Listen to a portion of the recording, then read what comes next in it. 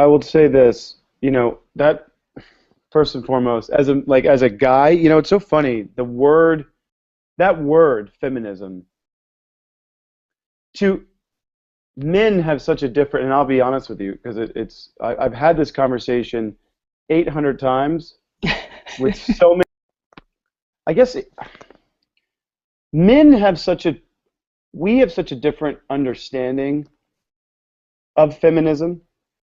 I had this conversation with some guys once on a plane, and there was this woman, and she was talking about how she was a feminist. She was such a feminist, and I remember watching the energy between all these men. We're all hanging out, and then she got into this whole feminism thing, and the energy got very stale and cold. She put up a wall immediately, and I thought, whoa, that was unnecessary.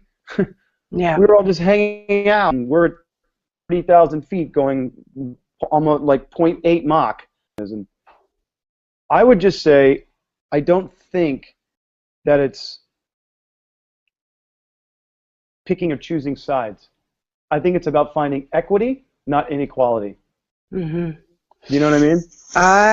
I think if we can somehow build a bridge across the vast ocean of what we consider feminism to be, because, look, it's so funny, like, I've talked to men, like, scholars and huge politicians and world leaders, and, they all have this common, the ones that are really smart know that women are the answer. The world changes with empowered, educated, strong women. We know this as a statistical fact, right?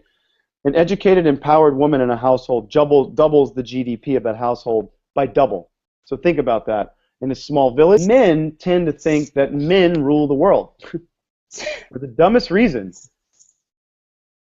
It's the funniest thing when I actually ask men, like guys that have PhDs and these things, and then they start talking about the anatomical components, and I say, wow, you guys could not be more wrong if you tried. And that's, I think, where these words like feminism come into play.